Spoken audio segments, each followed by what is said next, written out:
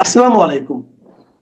প্রিয় দর্শক, আপনাদের সকলকে আমন্ত্রণ জানাচ্ছি। এখন আপনার ব্যানার এবং হেডলাইন দেখে হয়তো চিন্তা করছেন হঠাৎ করে আমি কেন আমাদের নেত্রীর পুত্র কন্যা বোনের পুত্র কন্যাদের ছবি দিয়ে বলছি আওয়ামী লীগ পরিবার শুনো। আসলে আওয়ামী লীগ পরিবার বলতে আওয়ামী লীগ, যুবলীগ, ছাত্রলীগ, শ্রমিক লীগ, মহিলা লীগ, কৃষক লীগ যারা আছেন তাদের বিষয়টা বলছি। তো তাদের বিষয়টাতে কথা বলার আগে আপনাদের সবাই জানেন যে আজকে এই মুহূর্তে যখন শুনছেন তখন আজকে চলছে 7ই মার্চ, মানে বঙ্গবন্ধুর সেই ঐতিহাসিক ভাষণের সেই দিন। তো এই ভাষণ নিয়ে একটা বিশাল জিনিস আছে, যেটা আপনার বাংলাদেশ থেকে যদি আপনার সরকারি ভাবে না কোনোভাবে ব্যান্ডও করে দেওয়া যে এই মার্চের ভাষণ চলতে পারবে না বা এই মার্চ, কিন্তু এই ভাষণের ধারে কাছেও আর কোনো ভাষণ বাংলাদেশ থেকে কেউ দিতে পারবে না। তার কারণটা কি আমি আপনাদেরকে বলি, যে আপনারা অনেকেই জানেন, আবার অনেকে হয়তো জানেন না, আবার অনেকে হয়তো ভুলে গেছেন, জানেন হয়তো ভুলে গেছেন। সেটা হচ্ছে কি জানেন, ব্রিটেনের এক লেখক, যিনি আপনার ওয়ার্ল্ডের প্রায় 41টা ভাষণকে একটা বইয়ে এনেছেন, যেটা ওয়ার্ল্ড হেরিটেজ বলা হয়, মানে 41টা শক্তিশালী ভাষণকে উনি একটা বইয়ে এনেছিলেন। যে বইটার লেখকের নাম হচ্ছে জ্যাকব এফ ফিল। উনি ব্রিটিশ একজন ইতিহাসবিদ, ওয়েল নোন, সারা পৃথিবী চেনে ওনাকে। 2013 সালে উনি একটা বই লিখেন, যে বইটার নাম ছিল we shall fight on the beaches is peace. আর এই কথাটা বলেছিলেন যে উইনস্টন চার্চিল, মানে উইনস্টন চার্চিলের যেই কথা, সেই কথাটা ওনার বইয়ের মূল ব্যানার। বইটা আপনারা আমার পাশে পেছনে দেখতে পাচ্ছেন যে এই বইটাই, এটা পৃথিবীর সবচেয়ে সেরা বই, মানে যে বইয়ের মধ্যে আপনার আছে অনেক কিছু। আর ব্রিটিশ এই ইতিহাসবিদ জ্যাকব এফেল এই বইটা প্রকাশিত 2013 সালে। প্রায় 2500 বছর, 1-2 বছর না, 2500 বছরের ইতিহাসের ভেতরে প্রভাব ফেলেছে এরকম 41টা বিখ্যাত ভাষণ এই বইটাতে আছে।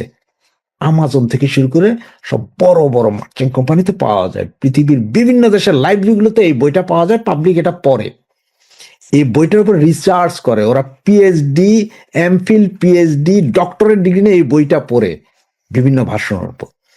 তো এই ভাষণের এই বইটার ভেতরে আমাদের বঙ্গবন্ধু শেখ মুজিবুর রহমানের ঐতিহাসিক 7ই মার্চের ভাষণটা আছে, এবং সেটা আছে এইভাবে যে ঐতিহাসিক 7ই মার্চ, 7th March speech of Bangabandhu, এই কথাটা লেখা আছে ওনার ভাষণের সময়। এবং এই ভাষণটা হয়েছিল আপনার 1971 সালের রমনা রেসকোর্স গার্ডেন, বর্তমানে যেটা সরোয়ার্দী উদ্যান নামে চিনেন। এটা লিবারেশন ওয়ার্ল্ড, মানে এটি পরবর্তীতে বাংলাদেশের লিবারেশন ওয়ার্ল্ডের প্রেরণার ঘোষণা রূপে লিখেছেন, যে এইটাই আসলে আমাদেরকে স্বাধীনতা যুদ্ধের দিকে নিয়ে গিয়েছিল এই ভাষণটা।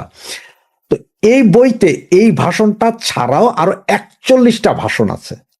মজার বিষয় কি জানেন, এই বইয়ের সর্বপ্রথম যে ভাষণটা, এটা হচ্ছে 431 সালের একটা ভাষণ, যেটা ফিনারেল নিয়ে একটা ফিনারেল ওরিয়েন্টেশন, এই ভাষণটা আছে।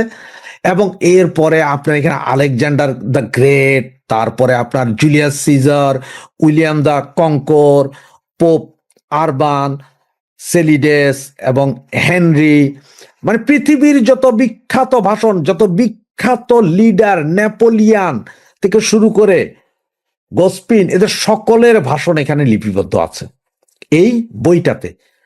এই বইটা কিন্তু টোটাল আছে কত, 41টা ভাষণ। এই 41টা ভাষণের মধ্যে কারো ভাষণই 2বার নাই, একবার আছে, এলিজাবেথেরও আছে। এইভাবে মানে এক একজন নেতার একটা করে ভাষণ আছে। এটা একটা বিশাল বই। এবং ওই যে আপনাদের বললাম, এটা 431 সাল থেকে ভাষণগুলো শুরু, এবং এটা শেষ হয়েছে আপনার 1987 সালের শেষ ভাষণ, রোনাল্ড রিগানের ভাষণ দিয়ে। 41টা ভাষণ এই বইটার ভেতর আছে। এবং সবচেয়ে আরেকটা মজার বিষয় কি জানেন, এই ভাষণগুলোর মধ্যে আবার ক্রাইটেরিয়া আছে। সেখানের মধ্যে 10টা প্রভাবশালী ভাষণ আছে, সেটার মধ্যে 31 সালের ভাষণটা আছে, তারপরে 1095 সালের একটা ভাষণ আছে, যেটা মানে আপনার এইভাবে আস্তে আস্তে আমাদের বঙ্গবন্ধুর ভাষণটা আছে আপনার হচ্ছে যে 9 নম্বরে। ওনার আগে আরো আছে ফ্রাঙ্কের দ্য রুজভেল্ট, তারপরে উইনস্টন চার্চিলের ভাষণ আছে, এবং 7ই মার্চের সেই ভাষণটা আছে, এবং 10 নম্বরে আছে আপনার রোনাল্ড রিগানের ভাষণ। মানে এই 10টা হচ্ছে আবার প্রভাবশালী ভাষণ, এটা ভাগ করা হয়েছে 41টা ভাষণের মধ্যে সবচেয়ে প্রভাবশালী 10টা ভাষণ। এইটা বর্ণিত আছে এই বইয়ে, এবং এই বই সারা পৃথিবীর জ্ঞানী গুণী সবার কাছে আছে, পৃথিবীর সমস্ত শিক্ষা প্রতিষ্ঠানে আছে, এবং তারা সবাই পড়ে, সবাই জানে। সুতরাং এই ভাষণ নিয়ে যারা মস্কারি করেন, তারা না জেনেই মস্কারি করেন, তাদেরকে আসলে বলার কিছু নেই। তো এই হচ্ছে যে এই বইটা লেখা, আপনারা চাইলে এই বই আপনারা আমাজন বা যে কোনো জায়গা থেকে কিনে নিতে পারেন, কোনো সমস্যা নেই। তো আসলে তাহলে আওয়ামী পরিবারের কথা যেটা বলছে, আওয়ামী পরিবার বলতে আসলে আমি ওই যে বললাম আপনাদেরকে, আওয়ামী লীগ, ছাত্রলীগ, যুবলীগ, স্বেচ্ছাসেবক লীগ, শ্রমিক লীগ, কৃষক লীগ, তাঁতি লীগ, মহিলা লীগ, এদের সকলকে বলছি। যে আজকে হঠাৎ করে আপনারা সবাই জানেন যে আজকে হঠাৎ করে উত্তর জেলা যুবলীগ একটা আহ্বায়ক কমিটি করেছে। তার মানে ওই কমিটির সভাপতি এবং সেক্রেটারি যেহেতু ঘুমন্ত অবস্থায় আছেন, ওনাদেরকে পাওয়া যাচ্ছে না, তাই এই দুইজনকে দায়িত্ব। আর এই দুইজন কারা? এই দুইজনের মধ্যে যেমন মিজান চেয়ারম্যান এবং আরেকজন, এরা হচ্ছে যে ফাইটার। এই মুহূর্তে ফাইটার। মিজান চেয়ারম্যান ঢাকা শহরে প্রচুর মিছিল মিটিং করছে, ফাইটার, ফাইট করছে, সম্মান পেয়েছে সে। তো এভাবে যুবলীগ হয়তো চট্টগ্রাম মহানগর এবং আরো আরো আরো এগুলো সবগুলোই করবে, সারা বাংলাদেশে হয়তো যুবলীগ করবে। তো যুবলীগ দিয়ে চালু হলো, এই জন্য বলছে আওয়ামী পরিবার। তার মধ্যে এখন আছে আপনার ছাত্রলীগ, স্বেচ্ছাসেবক লীগ, শ্রমিক লীগ, আওয়ামী লীগ। এইভাবেই আওয়ামী লীগের যে সিদ্ধান্ত, ঘুমন্ত নেতারা ঘুমেই থাকুক, নতুন নেতৃত্ব আনছে, মাত্র শুরু। আপনারা জানেন যে 1/11-এর পরে যুবলীগই সারা বাংলাদেশে পাতায়া রাখছিল, সাথে ছাত্রলীগ ছিল। তো এই যুবলীগ দিয়ে শুরু হয়েছে, ছাত্রলীগ, আওয়ামী লীগ সবগুলোতে শুরু হবে, এটা হচ্ছে শিওর। আজকে যে দুজনের কথা জানেন, আগামীকাল আরো জানবেন, আরো জানবেন, আরো জানবেন। অনেক ছেলে পেলে আছে যাদের কথা আমি আপনাকে চিন্তাও করিনি, তারাও দেখেন এখন আস্তে আস্তে উঠে আসবে। হ্যাঁ, হয়তো পূর্ণাঙ্গ কমিটি দিবে না, কোনো কমিটি ভেঙে দিয়ে কমিটি দিবে না, সব ভারপ্রাপ্ত করে দিবে। আপনি পারতেছেন না ভাই, আপনি ঘুমান, ভারপ্রাপ্ত দিই। আপনি পারতেছেন না, ঘুমান, ভারপ্রাপ্ত দিই। তবে যারা এই যে এখন বিদেশে আছেন বা দেশে থেকে মুখ লুকিয়ে বসে আছেন, তাদের কপালে খারাপই আছে, চলবে। আবার যারা ওই যে গালাগালি করেন প্রচন্ড, হাউ কাউ মাউ মাউ চাও চাও, আপনাদেরও খবর আছে। সবগুলোরই লিস্ট, স্ক্রিনশট সব যাচ্ছে নেত্রী পর্যন্ত। নেত্রীর সিদ্ধান্ত এখানে চূড়ান্ত, মানতেই হবে আপনাকে, কোনো উপায় নেই যতক্ষণ পর্যন্ত নেত্রী জারে দেয়। যেমন নেত্রী যদি কলা গাছরে বলে যে এরা মানতে হবে, এরা মানতে হবে, সেটাই হচ্ছে কাহিনী। তবে এই যে পরিবর্তন, এখন আমি এই জন্য আওয়ামী পরিবারের অন্যান্যদেরকে বলছি, ছাত্রলীগ, তারপরে আপনার স্বেচ্ছাসেবক লীগ, অমুক লীগ, তমুক লীগ যারা আছেন, তারা আপনাদের কি ঘুম ভাঙবে, নাকি আপনাদের নেতাকেও এইভাবে হঠাৎ করে দিয়া দিবে? কোন দিন রাতে শুনবেন যে আপনাদের নেতাদের যেহেতু নাই, হদিস নাই, আপনাদের নেতারা গেছে, শেষ। আপনারা হয়তো বলতেও পারবেন না, ঘুমের ভিতরে একটা কমিটি দিয়ে দেয় ভারপ্রাপ্ত। তবে ভারপ্রাপ্ত যারা থাকবে, তারা ভারপ্রাপ্ত বেশি দিন থাকবে, তাদের ভারমুক্ত করে দিবে খুব সহসা, ভারপ্রাপ্তদেরকে ভার মুক্ত করে দিবে। এটা এই যে এখন শুরু হলো, এটা কিন্তু এই মাসের ভেতরে এবং আগামী মাসের মাঝামাঝি আরো বহু খেলা দেখবেন, আরো অনেক কিছু দেখবেন। সুতরাং এখনো যারা নেতারা ঘুমিয়ে আছেন, মনে করছেন যে আপনাদের পদ পদবি থাকবে, তাদের পদ পদবি থাকবে না। আর সংগঠন, আওয়ামী পরিবারের সমস্ত সংগঠনের কেন্দ্রীয় নেতাদেরকে বলবো, আপনারা শুরু করেন। কারণ অনেকেই আজকে আমাকে ফোন দিয়েও ধন্যবাদ জানিয়েছেন, ভাই আপনি ওই দিন বিভিন্ন নেতার নাম ধরে ধরে বলছিলেন কে কোন দেশে আছে, কে কোথায় আছে, সেটার ফল শুরু হয়েছে কিনা। আমি জানি না ভাই সেটার ফল শুরু হয়েছে কিনা, এটা আমি জানি না। তবে অনেকে বলে যে হয়তো আমার কারণেও এটা শুরু হইতে পারে। অদূর ভবিষ্যতে হয়তো অনেকে বলবে যে ভাই আপনার ক্রিমিনালিজমের কারণে আমাদের অমুক নেতার নেতৃত্ব চলে গেছে। এখন আবার অনেক নেতারা আছেন যারা ওই যে কমিটির হয়তো 20 জন 25 জন 30 জন মেম্বার আছে, তারা তাদের সাথে কথা বলেন। তারা আবার তৃণমূলের সাথে কথা বলতে গেলে ফোন বন্ধ করে আসতে ভাইগা যান। আপনাদের কপালেও খারাপই আছে, বলছি আপনাদের কপালেও খারাপই আছে। সুতরাং এখনো সময় আছে, যদি জাগ্রত হতে 2-4 দিনের ভিতরে না পারেন, তাহলে আপনাদের কপালে যে কি আছে তা বুঝতেও পারবেন না। নেত্রী মরা নেতা আর চায় না, অনেক বছর খাইছেন, তা আর মরা নেতা চায় না। এখন নেত্রীও চাই ইয়াং নেতা, কারণ নেত্রী চাইতেছে যে তৃণমূলের কর্মী সমর্থক এদেরকে নিয়ে আসা। নাহলে আপনারা এই মিজান চেয়ারম্যানের কথাই চিন্তা করেন না। কে চিন্তা করছিলাম এই কথা? উত্তর জেলাতে তো আরো অনেক কেউ আসতো, কিন্তু পারে নাই, হে চলে আসছে। কারণ কি জানেন, হে ঢাকা শহরে অনেকগুলো মিছিল মিটিং করছে, অনেক জায়গায় কথা বলছে, সে চলে আসছে। তো এরকম মিছিল মিটিং যারা রাস্তাঘাটে চেহারা দেখাইতেছে না, কে যে কখন চলে আসে তার কোনো খবর পাবেন না। উপসাগরীয় যুদ্ধের যে প্রভাব দেশের উপরে পড়বে সেটা তো আন্দাজ করেছিলাম এবং বলেও ছিলাম আপনাদের, কিন্তু সকালবেলা ঘুম থেকে উঠে যে খবরটি অপ্রত্যাশিত ভাবে আমাদের কাগজে বেরিয়েছে দেখলাম, গভীর রাতে সরকার সিদ্ধান্ত নিয়েছে 1 লপ্তে রান্নার গ্যাসের দাম 60 টাকা সিলিন্ডার প্রতি বেড়ে গেছে। 1 লপ্তে, মানে এখনো পর্যন্ত পেট্রোল ডিজেলের দাম বলেনি। আমাদের জীবনে এই প্রথম 1 লপ্তে 60 টাকা মানে গ্যাসের দাম বেড়েছে। যতদিন ধরে এরকম সিলিন্ডার বেরিয়েছে 60 টাকা হয়েছে একবারে, খুব কম। 20 টাকা বেড়েছে, 30 টাকা বেড়েছে, কখনো কখনো 25 টাকা বেড়েছে, কিন্তু 60 টাকা। আচ্ছা, এবার তাহলে কি হবে? সাধারণ লোককে কত গ্যাস কিনতে হবে, আপনাদের কতই কিনতে হবে আমি জানি না। আমাদের এখানে গ্যাসের যা অবস্থা কিনতে হবে, আজ রাতে গৃহস্থের হেসেলে রান্নার গ্যাসের একেবারে 1 লপ্তে সিলিন্ডার পিছু 60 টাকা দাম বাড়ানোর কথা ঘোষণা করলো রাষ্ট্রায়ত্ত তেল সংস্থা। ফলে কলকাতায় আজ থেকে গ্রাহকদের 14.2 কেজি সিলিন্ডার কিনতে হবে 939 টাকা। হোটেল রেস্তোরাঁয় রান্নার 19 কেজি সে বাণিজ্যিক সিলিন্ডারের দাম বেড়েছে 114 টাকা 50 পয়সা, হয়েছে 1990 টাকা। ফলে আগামী দিনে দেশে পেট্রোল ডিজেলের দাম আরো বাড়তে চলেছে কিনা সেই প্রশ্ন উঠে গিয়েছে আজ। হ্যালো ভাই, এবার বোঝো, আমি তো ভেবেছিলাম কদিন দেরি হবে, এখন দেখছি একেবারে মানে হু হু করে দাম বাড়তে শুরু করে দিয়েছে। এদিকে ভারতবর্ষ তো বসে নেই। ভারতবর্ষ কানাঘুষে যেটা শোনা যাচ্ছে, রাশিয়া থেকে যে তেল আমদানি করা হতো সেই তেল আমদানির পরিমাণ আরো বাড়িয়ে দেওয়া হবে।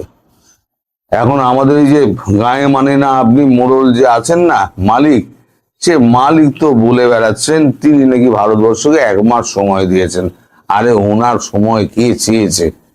উনি তো 500% তো ট্যারিফ চাপিয়েছিলেন রাশিয়া থেকে তেল আনার ব্যাপারে। তা রাশিয়া ভারত কি তেল আনা বন্ধ করেছিল? ভারত তেল আনা বন্ধ করেনি। ওনার ওই 1 মাস সময় দেওয়া কি না দেওয়া তাতে কি আসে যায়? কিন্তু রাশিয়ার একটা বক্তব্য এখানে আজ আনন্দবাজার দিয়েছে, সেটা বড় মজার। আনন্দবাজার লিখছে, হিসাব দেওয়া হবে না, ভারতের তেল রপ্তানি সংক্রান্ত কোনো তথ্য দেবে না রাশিয়া, জানিয়ে দিল পুতিনের দপ্তর। একবার পরিষ্কার জানিয়ে দিয়েছে, কাউকে জানাবে না কত তেল ভারতকে সাপ্লাই করা হচ্ছে, তার একটা তথ্য কাউকে দেওয়া হবে না। আচ্ছা, কি লেখা হচ্ছে?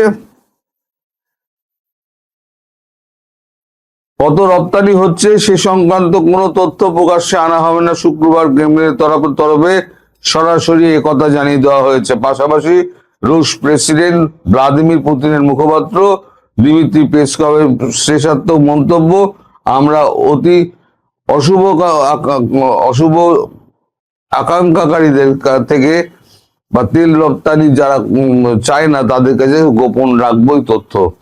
শুক্রবার সকালে মার্কিন প্রেসিডেন্ট ডোনাল্ড ট্রাম্পের সরকার পশ্চিম এশিয়ার যুদ্ধ পরিস্থিতির কারণে রাশিয়া তেল কেনার ক্ষেত্রে ভারতকে 30 দিনের ছাড় দেওয়ার কথা ঘোষণা করেছিল। মার্কিন অর্থ সচিব স্কট বেসেল সেই ঘোষণা করেছিলেন, তবে আমাদের একটি শর্ত রয়েছে, এই ছাড় কেবলমাত্র সমুদ্রপথে আটকে থাকা তেলের ট্যাঙ্কার বা জাহাজের ক্ষেত্রেই প্রযোজ্য হবে। মানে স্কট বেসেল যেটা বলেছেন, বেসেন্টের এই ঘোষণা কয়েক ঘন্টার মধ্যেই ক্রেমলিনের মুখপাত্র পেসকভ ভারতের তেল রপ্তানির হিসাব না দেওয়ার কথা ঘোষণা করে দিলেন। টরেটক্কা চলছে, বুঝলেন, টরেটক্কা চলছে। আরে এই যে স্কট বেসেন্ট আছে না, তো নিজের দেশের হিসেব দেখ, যে হারে মানে ইউএস ট্রেজারি বন্ড যেভাবে বিক্রি হচ্ছে, কদিন বাদে ইউএস গাড্ডায় চলে যাবে, মায়ের ভোগে চলে যাবে ইউএস, আজকে বলে রেখে দিলাম।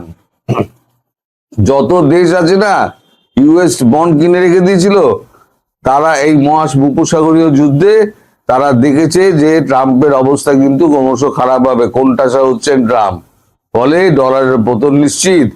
অতএব ট্রেজারি বন্ড এই মুহূর্তে হাত থেকে ছেড়ে দাও। যে যার দেশ থেকে ট্রেজারি বন্ড এখন বিক্রি করতে শুরু করে দিয়েছে, কোনো দেশ ট্রেজারি বন্ড কিনছে না।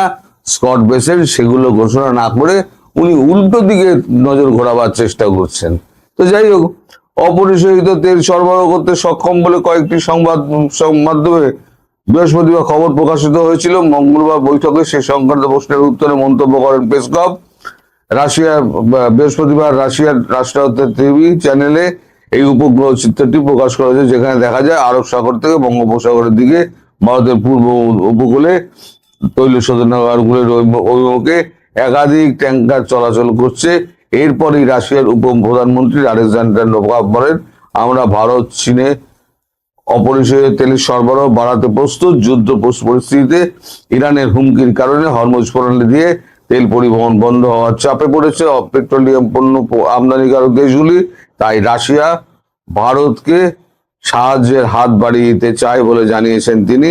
কারণ ভারত প্রায় 40% আমদানি করে হরমুজ প্রণালী দিয়ে, সেই 40% এখন রাশিয়ায় সাপ্লাই করবে। অর্থাৎ যে 40% হরমুজ প্রণালী দিয়ে আসতো, সেই 40% যেটা তেল আসতে পারছে না বা আশঙ্কা দেখা দিয়েছে, সেটা এখন রাশিয়ায় দিয়ে দেবে। এখন সেটা কত ব্যারেল, কত লক্ষ, কত কোটি ব্যারেল, সেটা কিছু এখন রাশিয়া প্রকাশ করবে না, এটা পরিষ্কার জানিয়ে দেওয়া হয়েছে। এখন ভারত তো কোনো কথা বলে না, ভারত কথা না বললে কি হবে, রাশিয়া এটা পরিষ্কার জানিয়ে দিয়েছে। এবার আপনি একটুখানি ভেতরের দিকে দেখুন, আমাদের বিদেশের পাতায়, সেইখানে আমাদের দেশের কি অবস্থা। এই যদি আমাদের দেশের এই অবস্থা হয়, তাহলে পরে অন্যান্য দেশের কি অবস্থা হাল হবে, সেটা তো আমি পরিষ্কার বুঝতে পারছি। যেটা আমি আন্দাজ করছিলাম, সেটা এখন কিন্তু পরিষ্কার হয়ে যাচ্ছে।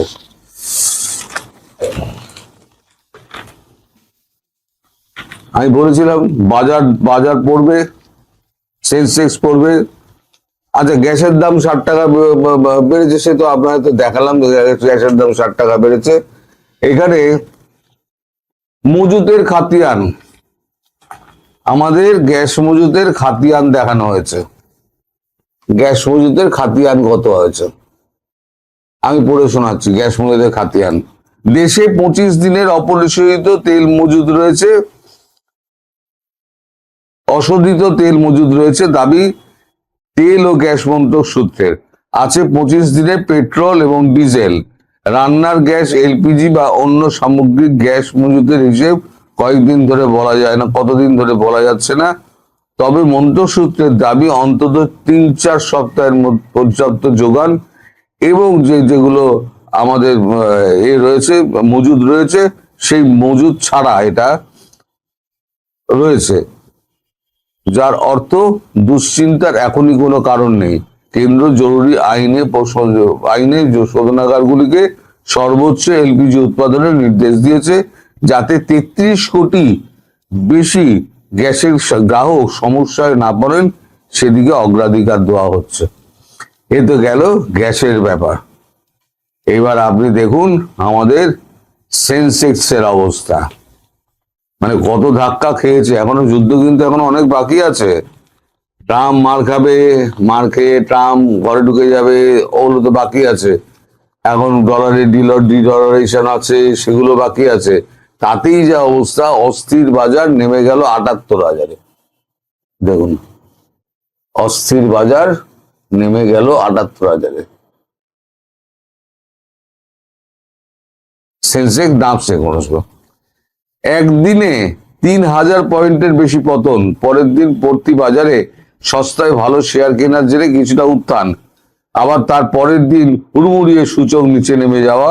পশ্চিম এশিয়ার যুদ্ধের ফলে চলতি সপ্তাহে এভাবেই অস্থির হয়ে ওঠানামা করলো ভারতের বাজার। শুক্রবার সেন্সেক্স পড়েছে 1097 পয়েন্ট, 78,000-এর ঘরে নেমে দাঁড়িয়েছে 78,918.90 অঙ্কে।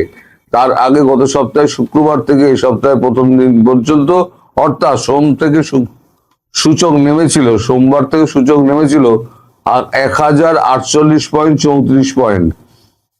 মঙ্গলবার বাজার বন্ধ ছিল, বুধবার তা ফের পরে 1122.66, বৃহস্পতিবার ওঠে মাত্র 999.71 পয়েন্ট।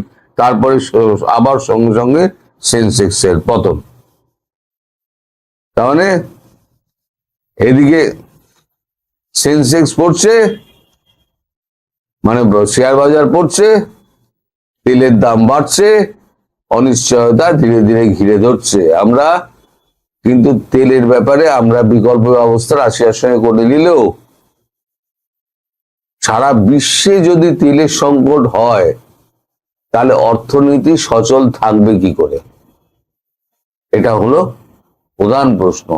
এবার আমাদের সঙ্গে যে ছোট ছোট দেশগুলো পড়ে রয়েছে, সঙ্গে জুড়ে রয়েছে ছোট ছোট দেশগুলো, যেমন ভুটান আছে, মায়ানমার আছে, তারপরে তো বাংলাদেশ আছে, তারপরে শ্রীলঙ্কা আছে, যারা ভারতবর্ষের তেলের উপরে নির্ভরশীল, তাদের কি হবে? ভারতবর্ষ যদি নিজেই ধুঁকতে থাকে তাদেরকে দেবে কি করে, সেটা একটা বড় চিন্তার বিষয়। ভারতবর্ষ এই মুহূর্তে বলছে যে আমি কোথাও বাইরে তেল রপ্তানি করতে পারবো না, আমার ঘরের সমস্যা আগে মেটাতে হবে, তারপর আমি বাইরের সমস্যা দেখবো। হ্যাঁ, যদি বাড়তি কিছু হয় তাহলে অবশ্যই দেবো। এটা কালকে প্রধানমন্ত্রী একটা অনুষ্ঠানে বলেছেন টিভিতে, সেটুকু আমি শুনেছিলাম, সেটুকুই আপনাদেরকে বললাম। সকালবেলা ঘুম থেকে উঠে চক্ষু চড়ক গাছ হয়ে গেছে মশাই, 60 টাকা করে সিলিন্ডারে বেড়েছে, এই প্রথম আমার জীবনে দেখা। তো যাই হোক,